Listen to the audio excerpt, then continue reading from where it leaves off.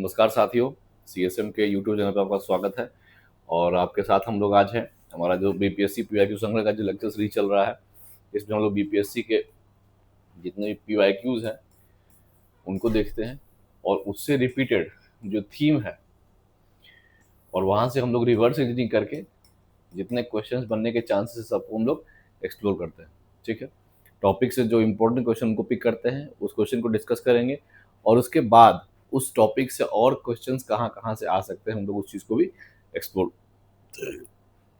करते हैं। ठीक है, चलिए, तो ये हमारा लेक्चर नंबर 7 है, जो कि एंशिएंट हिस्ट्री का हमारा लेक्चर नंबर 6 है। तो चलिए स्टार्ट करते हैं आज का हमारा लेक्चर। पहला क्वेश्चन देखिए, in which the following inscriptions is an example of widow burning mentioned, निम्नलिखित में से किस अभिलेख में विधवा दाह सती प्रथा का उल्लेख मिलता है। तो हम लोग को पता है 510 सी में एक अभिलेख मिला है, इसको हम लोग कहते हैं एरान पिलर ऑफ भानुगुप्त। भानुगुप्त नाम के शासक थे, तो इनका जो एरान पिलर मिला है वो भानुगुप्त का एरान स्तंभ अभिलेख। इसमें सबसे पहला बार सती प्रथा के बारे में जिक्र किया गया है। तो हम लोग तो इसका बैकग्राउंड जान लेते हैं, इस इंस्क्रिप्शन में और क्या क्या चीज़ लिखा हुआ और ये कब हुआ था, किसके शासनकाल में हुआ था। तो ध्यान देने वाली बात यह है कि जो भानुगुप्त का जो इंस्क्रिप्शन ईरान का है ये 510 सी का है। तो ध्यान देखेंगे जो समय काल था वो 510 सी का था। ठीक है, और सबसे पहला और इसमें सती प्रथा के बारे में जानकारी। ठीक है, इसमें लिखा हुआ क्या है, गुप्त काल के एक सैनिक थे, इनका नाम था गोपराज।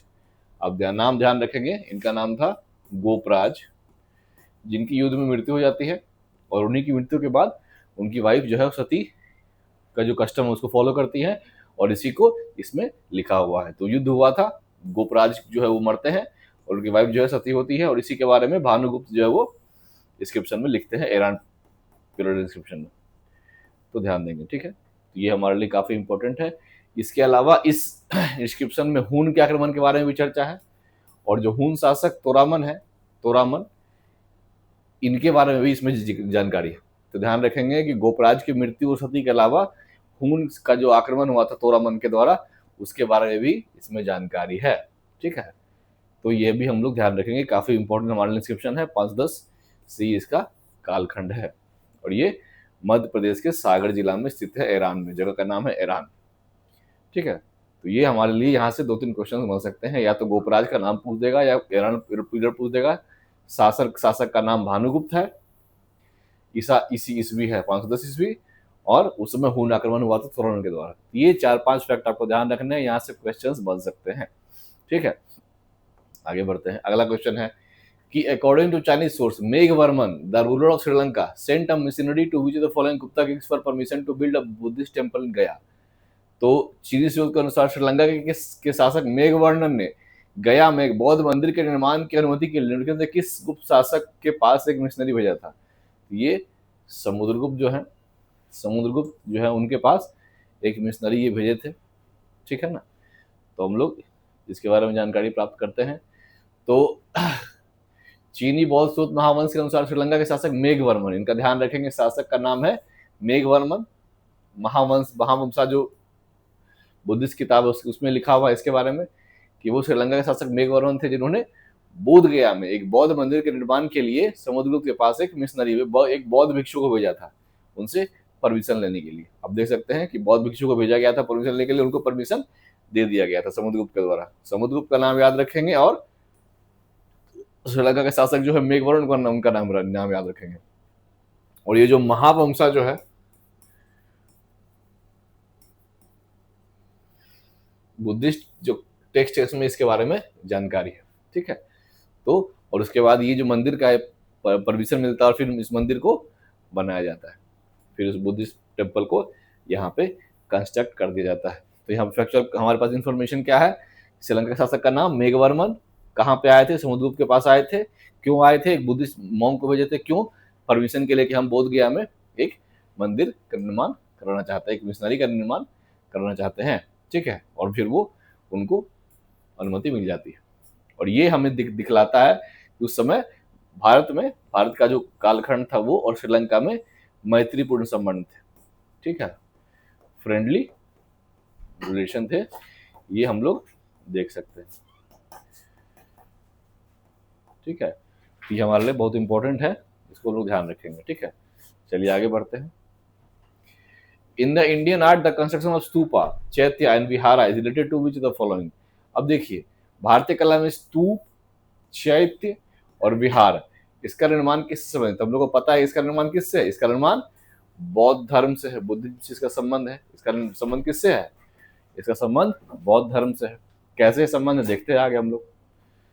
देखिए, स्तूपा, चैत्य, विहारा, कंफ्यूज नहीं करना है, तीनों का अर्थ क्या होता है और कहाँ कहाँ ये, हम लोग को इसकी विशेषता क्या है, हम लोग इसको देखेंगे। ठीक है, तो स्तूपा जो होता है, स्तूप एक ऐसा जगह है जहां हम लोग किसी भगवान बुद्ध के या किसी बड़े जो बौद्ध भिक्षुक है, मॉन्क है, उनके अवशेषों को रखते हैं। ठीक है, जो सेक्रेड उनका रेलिक्स है, अवशेष जो है उनके उनके अवशेषों को हम लोग यहाँ पे स्तूपा में प्रिजर्व करते हैं। ठीक है, और हम लोग यहाँ पे क्या करते हैं, उसकी पूजा करते हैं और प्रदक्षिणा पथ जो आप देख रहे हैं, इसके चारों बगल आदमी, उसके चारों बगल आदमी उसका चक्कर लगाते हैं। तो पूजा करते हैं और सर्कमवल्यूशन मतलब प्रदक्षिणा पथ पे चारों ओर उसका चक्कर लगाते हैं। और जनरली ये जो है अंडाकार शेप में होता है, डोम शेप में होता है, और इसके आसपास एक रेलिंग होता है, एक गेटवे होता है। ठीक है, यहाँ पे रहने का कोई इसमें कंसेप्ट नहीं है। हमारे पास एग्जाम्पल है सांची स्तूपा, अमरावती स्तूपा। ठीक है, सांची स्तूप किसके समय बना था? सम्राट अशोक के समय बना था। भरूच स्तूप बना था पुष्यमित्र शुंग के समय। तो ये सब स्तूपा जो है हमारे पास, यहाँ पे इनका मेन है, यहाँ पे रिलिक्स मतलब उनके अवशेष रहते हैं बुद्ध के या बुद्ध से संबंधित किसी मॉन्क के, और मुगल की पूजा करते हैं। कैसे? सर्कमवल्यूटी पाथ पे गोल गोल घूम करके। अब देखिए, चैत्य क्या है? ये एक बुद्धिस्ट प्रेयर हॉल है या वर्शिप हॉल, जहाँ पे बुद्धिस्ट मॉन्क एक साथ जुट करके प्रार्थना या उपासना करते हैं। प्रेयर या वर्शिप हॉल है। ठीक है, यहाँ पे सामूहिक वो लोग जुट करके उपासना और ध्यान करते हैं, सामूहिक उपासना और ध्यान करते हैं। ठीक है, और यहाँ पे भी रहने का कोई कंसेप्ट नहीं है। करले चैत्य, भजा चैत्य, ये सब महाराष्ट्र में औरंगाबाद जिले में। ठीक है, तो चैत्य में क्या है? प्रेयर हॉल, प्रार्थना का, जहाँ पे हम लोग प्रार्थना और ध्यान करते हैं। अब आते हैं विहार। तो विहार का मतलब है कि जहाँ बौद्ध भिक्षु निवास करते थे, उनके रुकने का जगह, निवास स्थान, तो उसको हम लोग विहार कहते हैं। बुद्धिस्ट मोनेस्ट्री का जो रेसिडेंस है, उसको हम लोग विहार करते हैं। वहां पे रहने, पढ़ने और पढ़ाने की परंपरा है। ठीक है, तो बुद्धिस्ट विहार जो है वो रहने का जगह हो जाता है उनका। ठीक है, तो ये रहने का जगह हो गया। जैसे नालंदा महाविहार, विक्रमशिला महाविहार, तो वहां पे रहने और स्टडी और टीचिंग का कंसेप्ट है। तो विहार मतलब मॉन्क्स का रेसिडेंस हो, वहां पे उनके पढ़ाई और स्टडी का, टीचिंग का जो कंसेप्ट है, उसको हम लोग बात करते हैं। ठीक है, तो इसको ध्यान रखेंगे। स्तूपा जो है वर्शिप के लिए यूज करते हैं, chaitya for prayer hall and vihara for residence. इसको ध्यान रखेंगे, आपस में कंफ्यूज नहीं होना है। चलिए आगे बढ़ते हैं। The painting of Bodhisattva Padmapani is located at, ये बहुत अच्छा क्वेश्चन है, बीपीएससी ने पूछा है 69th में, इसको यूपीएससी भी पूछ चुकी है एक बार, 2017 या 18 में पूछी थी, हमको ध्यान नहीं है, लेकिन इसी आसपास पूछी थी कि बोधिसत्व पद्मपाणि जो है, ये क्या है? ये एक बोधिसत्व है। इनको इनका जो पेंटिंग कहाँ मिला है? ये मिला है अजंता गुफाओं में। कहाँ मिला है? अजंता के गुफाओं में मिला है। ठीक है, चलिए देख लेते हैं। अब अजंता गुफा में मिला है, तो हमें पता है कि अजंता की गुफा, एलोरा की गुफा, बाघ गुफा में क्या अंतर है, तो लोग देख लेते हैं यहाँ पे क्वेश्चन यहाँ से क्या बन सकता है। तो हमारे पास मुख्यतः 3 गुफाएं हम लोग पढ़ सकते, हमारे एग्जाम के लिए इंपॉर्टेंट है, अजंता, एलोरा और बाघ केव्स। ठीक है, तो सबसे पहले देखेंगे स्थान। तो अजंता जो कहाँ है? महाराष्ट्र में है। एलोरा भी महाराष्ट्र में है। और बाघ कहाँ है? बाघ गुफा जो है एमपी में। ठीक है, अगर हम लोग लोकेशन की बात करेंगे तो जो अजंता गुफा है वो वाघोरा नदी किनारे, किसके नदी किनारे है? वाघोरा नदी किनारे है। और एलोरा जो केव्स है वो चंद्रगिरी पहाड़ियों के बगल में है, चरणनंदी पहाड़ियों के बगल में। और बाघ केव्स जो है वो बाघ नाम से संबंधित बाघिनी नदी के किनारे। ठीक है, सबसे पहले अगर किसी केव का निर्माण हुआ था तो वो अजंता का हुआ था। ये लगभग 2री शताब्दी से लेकर के 6ठी शताब्दी के बीच इसका निर्माण हुआ है। सबसे अर्लीस्ट केव है ये, सबसे पहले बना था ये, सबसे अर्लीस्ट केव है ये। अब इम्पोर्टेंट क्या है कि केवल बौद्ध धर्म से संबंधित हमको यहाँ पे वस्तुएं मिलती है, चित्र या फिर जो भी वहाँ पे जो मूर्तियां हैं और भी जो भी चीजें हैं, मोनेस्टिक कॉम्प्लेक्स है, तो केवल बौद्ध धर्म से संबंधित हम लोग को चीजें मिलेंगी अजंता में। ठीक है, एलोरा जो गुफाएं हैं वहां पे बुद्धिज्म, हिंदुइज्म, जैनिज्म तीनों है। बुद्धिज्म भी है, हिंदुइज्म भी है, जैनिज्म भी है। ठीक है, तो ये वो था मोनेस्टिक कॉम्प्लेक्स, मतलब बुद्ध से संबंधित ये हो गया मल्टी रिलीजियस कम्प्लेक्स। और जनरली हम लोग को यहाँ पे म्यूरल्स और पेंटिंग्स ही देखने को मिलता है अजंता गुफाओं में, ठीक है। और यहाँ पे हम लोग को कैलाश का मंदिर सबसे फेमस है एलोरा गुफाओं में, जिसको कि केवल एक ही स्टोन से बनाया गया, मोनोलिथिक, मतलब एक ही स्टोन से उसको कार्व करके बनाया गया है कैलाश टेम्पल को। ये भी हम लोग को ध्यान रखना है, ठीक है। और इसके संरक्षक जो थे वो सातवाहन वकाटक थे अजंता के, और इसके थे राष्ट्रकूट, चालुक्य और कलचुरी, ठीक है। अब आते हैं बाघ केव्स पे। बाघ केव्स में भी केवल बुद्धिज्म का प्रभाव है। यहाँ पे फ्रेस्को पेंटिंग्स, इसको हम लोग कहते हैं क्या, बाघ केव्स को कहते हैं अजंता ऑफ मध्य प्रदेश, अजंता ऑफ मध्य प्रदेश, ठीक है। तो यहाँ पे भी हम लोग को जनरली बुद्ध से संबंधित चीजें ही देखने को मिलती हैं। ध्यान रखना है कि जो महाराष्ट्र में अजंता है उनका जो थीम है केवल बुद्धिज्म है, और एलोरा जो है उसका थीम जो है बुद्धिज्म, हिंदुइज्म प्लस जैनिज्म तीनों है। ये काफी हमारे लिए इंपॉर्टेंट है। और जो अजंता है वो यूनेस्को साइट भी है, ठीक है। तो ये मुख्यतः पेंटिंग के लिए फेमस है, एलोरा जो है तीनों धर्म के लिए फेमस है, कैलाश टेम्पल के लिए फेमस है, और बाघ जो है मिनी अजंता के नाम से फेमस है, बाघ में एमपी में मिनी अजंता के नाम से फेमस है। अजंता एलोरा दोनों हमारे लिए यूनेस्को वर्ल्ड हेरिटेज साइट के अंदर आता है, ठीक है। चलिए आगे बढ़ते हैं। Brihadeeswara temple Thanjavur was constructed by which king. Thanjavur स्थित बृहदेश्वर मंदिर का निर्माण किस राजा द्वारा किया गया था। आपको पता है तंजावुर जो है, जिसको हम लोग तंजौर भी कहते हैं, ये किसकी राजधानी थी, ये चोल वंश की राजधानी थी, तंजौर या तंजावुर भी कहते हैं। अब जो बृहदेश्वर जो मंदिर है इसका निर्माण कराया गया था राजराज प्रथम द्वारा, बृहदेश्वर मंदिर। और ये जो द्रविड़ा आर्ट है उसका एक बहुत अच्छा एग्जाम्पल है, द्रविड़ शैली का मंदिर है, ठीक है।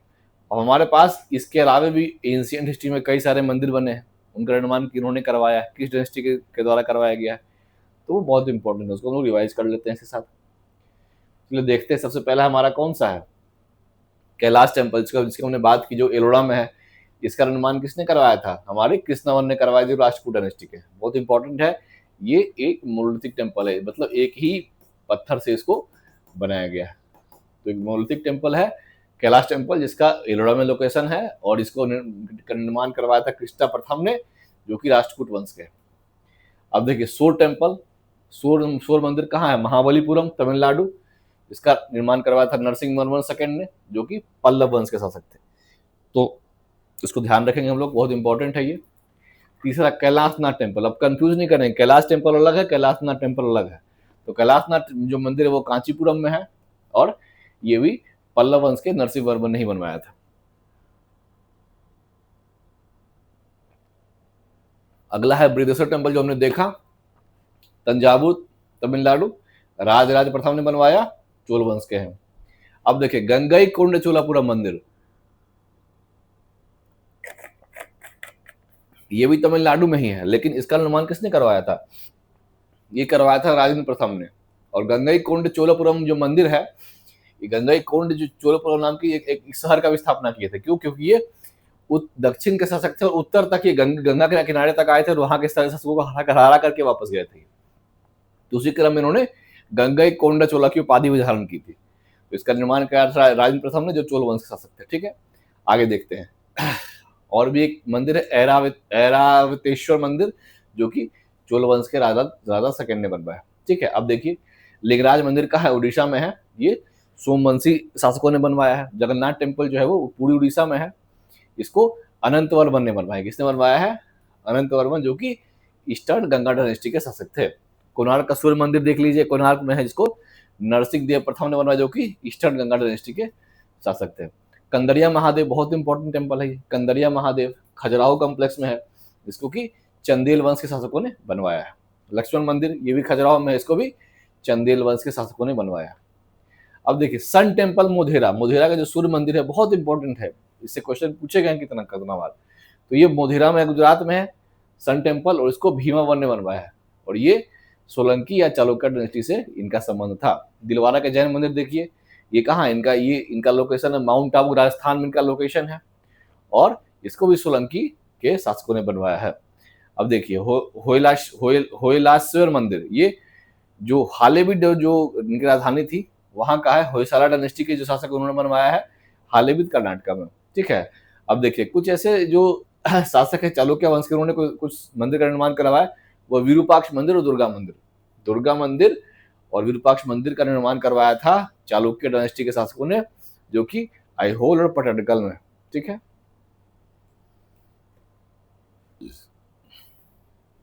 और आखिर बचता है एक दशावतार मंदिर जो कि देवघर यूपी में है, देवगढ़, और ये गुप्ता डायनेस्टी के शासकों ने बनवाया था। तो बहुत इंपॉर्टेंट है ये टेम्पल। अगर हम लोग इसको क्विक रिवीजन में देखेंगे तो हम लोग उसको देख सकते हैं कि दशावतार टेम्पल गुप्ता डायनेस्टी, सो टेम्पल पल्लवा, बृहदेश्वर चोला, राष्ट्रकूट कैलासा, चंदेल वंश खजुराहो, गंग डायनेस्टी कोणार्क, होयसाला चेनकेश्वर और चालुक्य विरूपाक्ष मंदिर। बहुत इंपॉर्टेंट टेम्पल कॉम्प्लेक्स है जिसको कि अलग अलग डायनेस्टी ने इनका निर्माण करा। देखिए गुप्ता डायनेस्टी में एक और टेम्पल भीतर गांव कानपुर में, बहुत इंपॉर्टेंट, बहुत पुराना मंदिर है ये भीतर गांव का। ठीक है, पल्लव डायनेस्टी का हो गया सोर टेम्पल और कैलासना टेम्पल। चोला डायनेस्टी का हो गया बृहदेश्वर टेम्पल, गंगाईकोंडा चोलापुरम और एरावितस टेम्पल। राष्ट्रकूट का हो गया कैलासा टेम्पल जो कि मोनोलिथिक टेम्पल है, कृष्णवर्मा ने बनवाया था। चंदेल वंश का हो गया कंदरिया महादेव और लक्ष्मण टेम्पल जो कि खजुराहो में है। ईस्टर्न गंगा डायनेस्टी का हो गया जगन्नाथ टेम्पल और कोणार्का सन टेम्पल। ठीक है, और उसके बाद देखिए सोमवंशी डायनेस्टी का हो गया लिंगराज टेम्पल भुवनेश्वर, सोलंकी का हो गया सन टेम्पल्स और दिलवारा जैन मंदिर, होयसाला का हो गया होयसालेश्वर टेम्पल और चालुक्य का हो गया विरूपाक्ष और दुर्गा मंदिर जो कि ऐहोल में। ये एक कंप्रेहेंसिव आपके लिए डिवीजन का एक मंदिर का पूरा लिस्ट है जो जहां से आपसे एग्जाम्स में क्वेश्चंस पूछे जा सकते हैं। ठीक है, चलिए आगे बढ़ते हैं। विच the following was the capital of the Chera dynasty.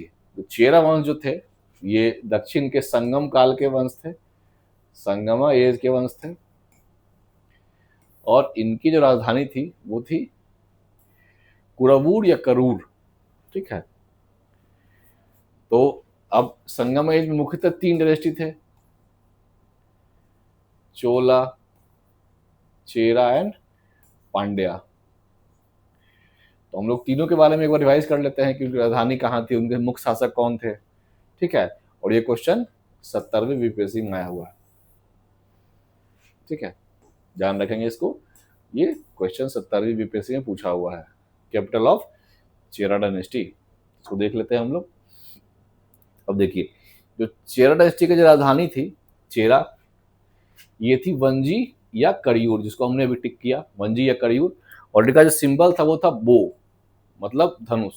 धनुष जो है, धनुष वाला बाण, वो चेरा का जो सिंबल है वो है बो, और राजधानी हो गई वंजी या करियूर। मुख्य जो इनके पोर्ट थे, बंदरगाह बहुत इंपॉर्टेंट है, मुजरिस और टोंडी। मुजरिस और टोंडी इनके मुख्य बंदरगाह थे, और इनके जो प्रथम शासक थे उनका नाम था उदयन सेतुगवन सेंगुतुवन, उदयन सेंगुतुवन। ठीक है, और बहुत ही इनको फेमसली रेड चेरा कहा जाता था, फेमस एज रेड चेरा। ठीक है, और फेमस क्यों थे? क्योंकि मैरिटाइम किंगडम थे, और ये फेमस थे trade with Rome, Roman empire के साथ इनका ट्रेड बहुत अच्छा चलता था, trade with Roman empire. Chera जो किंगडम थे, बीपीएससी 67 में इसे क्वेश्चन पूछी गई है कि इनमें से किस किंगडम का रोम के साथ अच्छा ट्रेड का संबंध था, उसका आंसर हो जाएगा चेरा डायनेस्टी।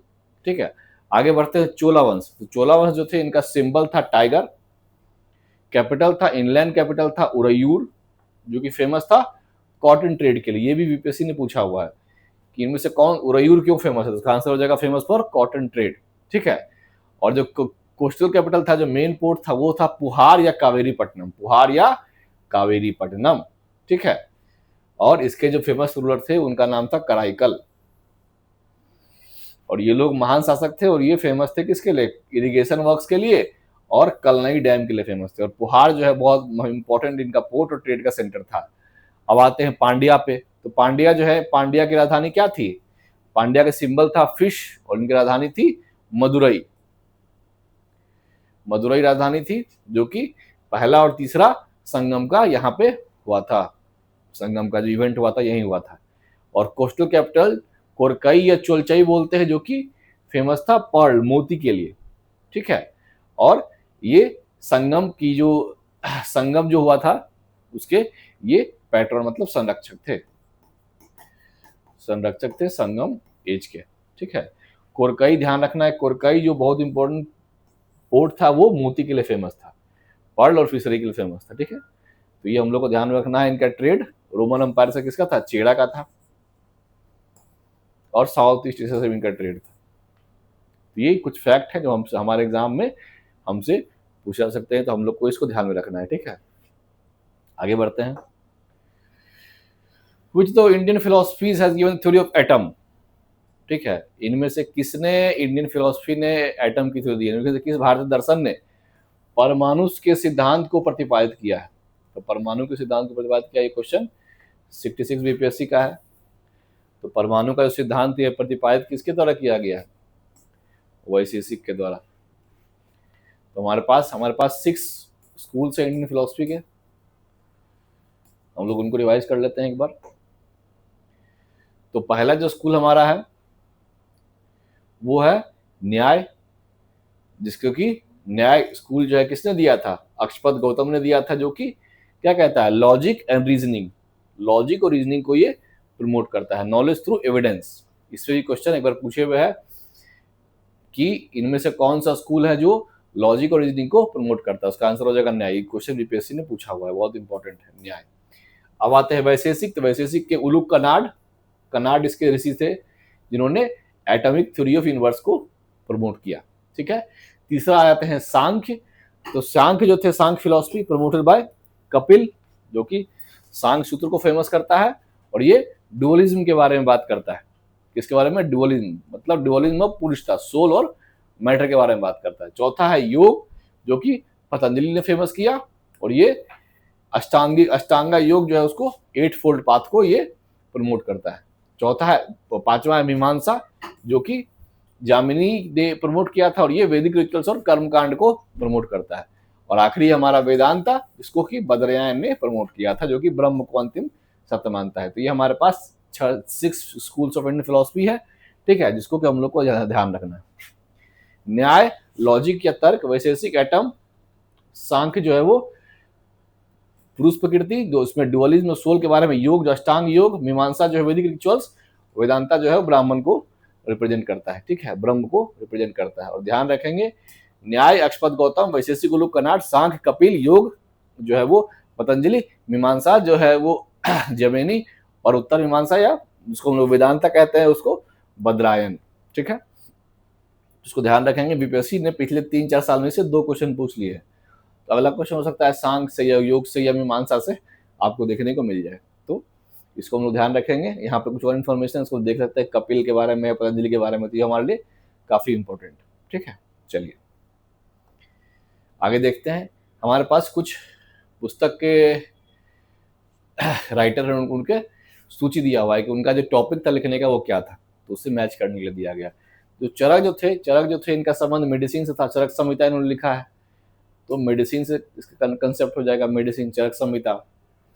ब्रह्मगुप्त जो थे इनका संबंध किससे था, मैथमेटिक्स से, न्यूटन के सिद्धांत को इन्होंने फाउंड किया था। वराह मिहिर और विशाख दत्त, तो वराह मिहिर जो थे इनका संबंध एस्ट्रोलॉजी से है, और विशाख दत्त का जो संबंध है वो प्लेराइट से। विशाख दत्त ने क्या लिखा है, इनकी कीर्ति का नाम है मुद्रा राक्षस, जो गुप्त काल में लिखा गया है, लेकिन इसमें मौर्य काल के बारे में भी वर्णन है, ठीक है। चलिए अब हम कुछ टॉपिक्स को रिवाइज करते हैं, जिसमें एंशिएंट समय में जितने भी अलग अलग लिटरेचर से क्वेश्चन बीपीएससी ने पूछा है, हम लोग उसको रिवाइज कर लेते हैं एक बार में, ठीक है। चलिए, तो इन सब टॉपिक्स के बारे में बीपीएससी ने अलग अलग एग्जाम्स में पूछा गया है, या तो किताब का नाम पूछा है या किसने लिखा है उसके बारे में पूछा है। देख हम लोग उसको एक बार रिवाइज कर लेते हैं। तो देख लेते हैं, नीतिसार जो पुस्तक है इसको कमांडक ने लिखा है, और ये स्टेटक्राफ्ट और पॉलिटिक्स के बारे में बिल्कुल जो कौटिल्य का अर्थशास्त्र उसी के बारे में, उसी की तरह किताब है। तो नीतिसार जो है वो कमांडक ने लिखा है। कृतार्जुनिया भरावी ने लिखा है, जो अर्जुना और उनके लव स्टोरी पे बेस्ड है।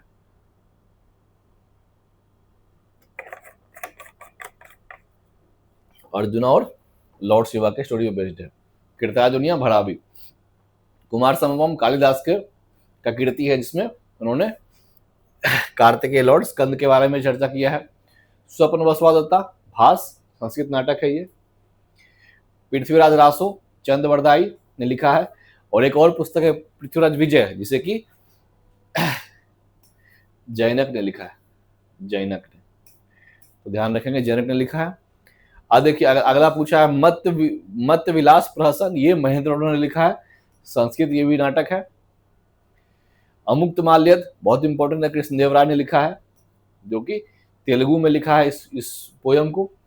उसके बाद देखिए समरामपन सूत्रधार राजा भोज के द्वारा लिखा गया है ये भी बीपीएससी ने पूछा है एक बार। मानव सुलास सोमेश्वर द्वारा लिखा गया ये, इंसाइक्लोपीडिया की तरह है ये। राजतरंगिनी कलहन अष्टध्यायी पाणिनि, बृहद संहिता वराहमिहिर जो हमने देखा था, इसको हमने मैच किया था एस्ट्रोलॉजी से। मूसिका वंशा अतुल, ये एलिगोरी है कंटेम्प्रेरी टाइम्स पे। विक्रमाना का देव चरिता बिल्हन, जो कि चालुक्य किंग के बारे में है इसमें। और मुद्राक्षर जो कि विशाख दत्त का है, जो कि संस्कृत पॉलिटिकल प्ले है। ठीक है, तो ये हमारे पास अलग अलग राइटर्स के वर्क्स हैं जिनको बीपीएससी ने अलग अलग एग्जाम्स में पूछा है। ठीक है, तो बीपीएससी इसी में से वापस से फिर आपसे कोई ना कोई क्वेश्चन पूछ सकती है। इसको ध्यान से हम लोग रिवाइज कर लेंगे, ये हमारे लिए काफी इंपॉर्टेंट है। ठीक है, तो इसी तरह से हमने आज एंशिएंट हिस्ट्री कंप्लीट कर लिया है पीवाईक्यूज के थ्रू। एंशिएंट हिस्ट्री हमारा कंप्लीट हो गया है और हम लोग अगला बार स्टार्ट करेंगे मेडाइवल हिस्ट्री को। और इसी तरह से हम लोग रिवाइज करेंगे जो इंपॉर्टेंट क्वेश्चंस हैं, उन क्वेश्चंस के पीछे जो थीम्स है उनको रिवाइज करेंगे, ताकि आपका रिवीजन का जो पूरा एक प्रोसेस है वो आसान हो जाए और आप आराम से क्वेश्चंस भी सॉल्व कर लें और रिवीजन भी कर लें। तब तक के लिए आपके साथ धन्यवाद।